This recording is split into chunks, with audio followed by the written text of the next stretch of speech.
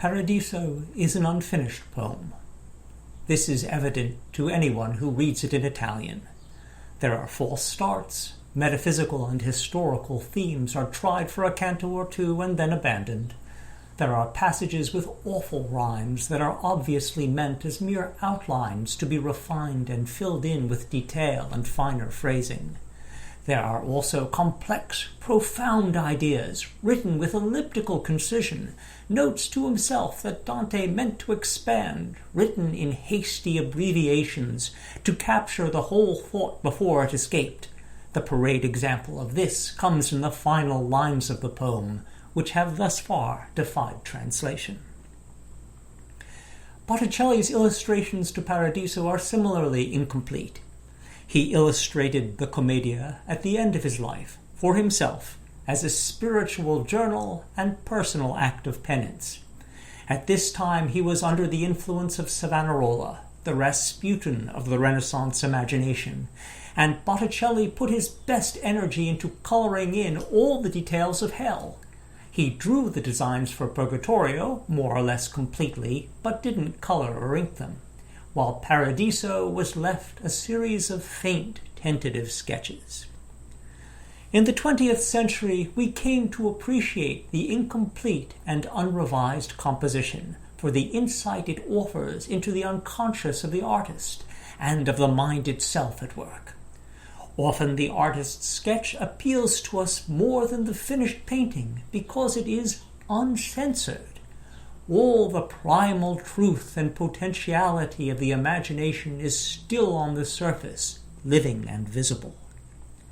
Here in Paradiso, what Botticelli decided to sketch in first, without deep reflection, was as psychologically revealing as a dream, revealing not only about Botticelli, but about Dante, for Botticelli responded in his unfinished drawings to the primary design of the unfinished poem. With the intuition of a true artist, he went to the very heart of the matter. Paradiso may be read on many levels, but on the clearest and closest, it is a love poem. Here Dante finishes the story arc that began with the Vita Nuova. He is reunited with Beatrice in the last cantos of Purgatorio, and Paradiso is one long ascent, an erotic ballet in zero gravity that lasts for the length of this 33-canto epic of interstellar travel. Botticelli made Paradiso his own by what he did and didn't illustrate. I will note every visual reference to the other non-amorous topographies of the poem, and I think you will be astonished to see how few and tangential these are, while the romantic landscape is relentlessly realized. The poem begins in the Garden of Eden, the place where Dante and Beatrice are reunited at the end of Purgatorio, and where in Paradiso 1 they begin their ascent. Nearly everything is omitted, beginning with the garden's location atop Mount Purgatory. All that matters is that the lovers begin their upward flight in a round and perfect paradise. The final illustration of the cycle also shows a garden. Dante offered many visions of the complete heavenly host, as a city, as an amphitheater, as a celestial rose, but in Botticelli we see only this image of Dante and Beatrice floating over a river of bliss, on whose banks soul flowers are tended by angelic bees. The gentle erotism of the image calls to mind Blake's Fairies and Bosch's Garden of Earthly Delights. Here Botticelli's Paradiso ends, though Dante continues with 3 more cantos that triumphantly realize his vision of the unity of being promised since the beginning of the canticle. This had no emotional meaning for the painter. He didn't even sketch cantos 31 or 33, and for 32 we have only 3 distant figures, which are, left to right, Mary, the risen Christ, and an angel. The conclusion of Dante's poem was, from Botticelli's perspective, a peripheral small detail.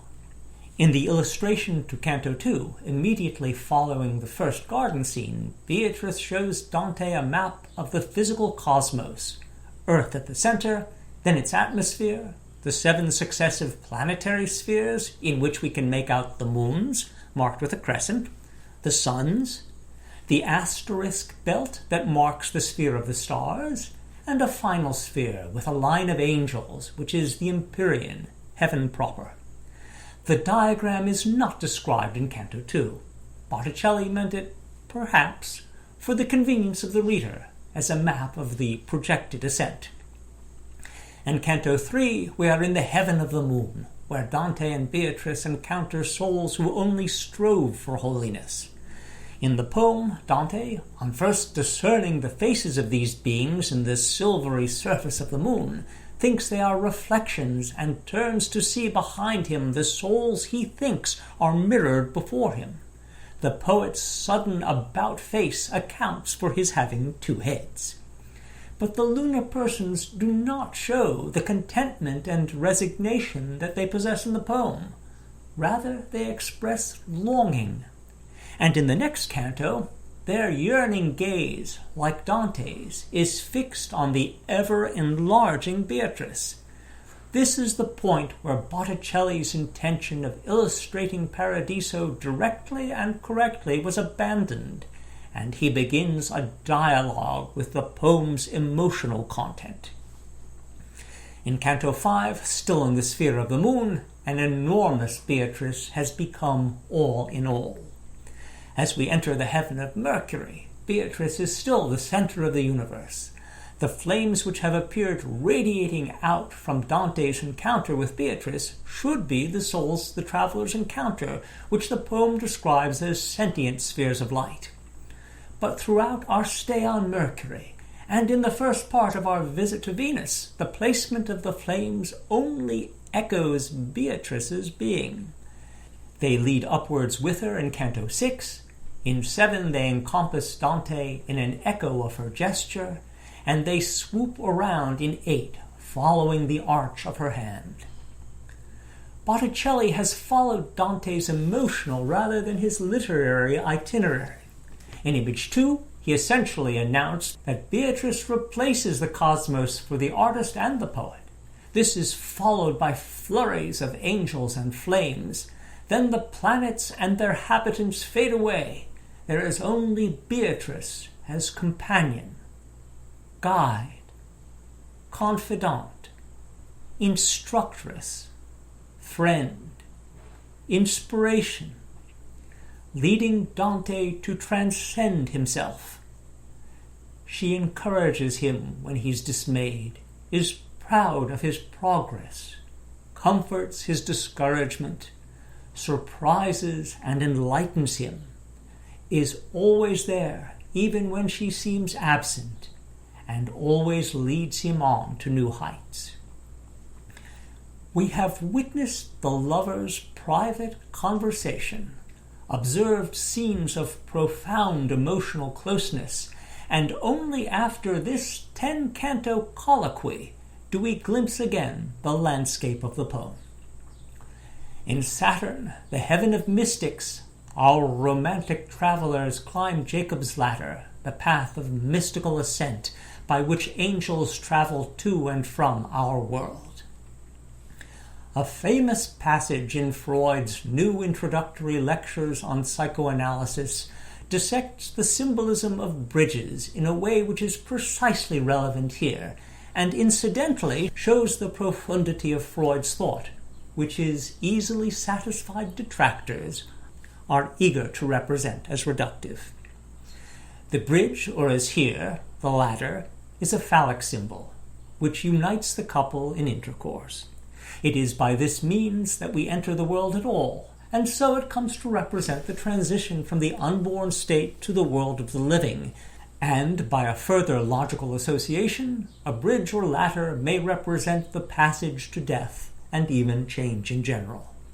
Regardless of how far one is willing to follow Freud here, in the context of Botticelli's visual cycle of love sonnets, it would take determination to study this image of the most famous lovers in medieval literature, mounting a ladder swarming with cupids, and deny that this represents an erotic peak or climax.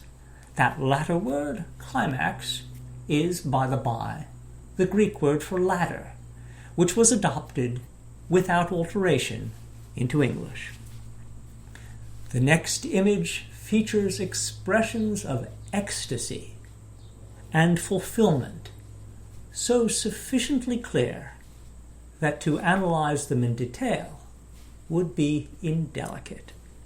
In the following 4 cantos, Dante is vouchsafed a vision of the heavenly host, which Botticelli has followed Dante in representing like a fireworks display. Despite the dutiful inclusion of a sun-like god at center and the labeling of some of the luminaries as saints, considered in itself and in context, we must confess that the adventure on the latter concludes in exploding chrysanthemums of pyrotechnic bliss, which are nothing short of orgasmic.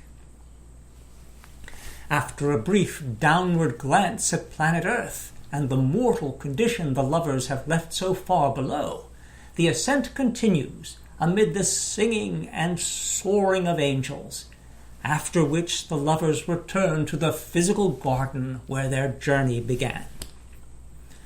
Botticelli's Paradiso has traditionally been regarded as a tentative sketchbook, a promissory note for a never-realized series of illustrations. I would say that it is, in its way, complete and substantial despite its delicacy, and like the text it illustrates, is one of Europe's great love poems.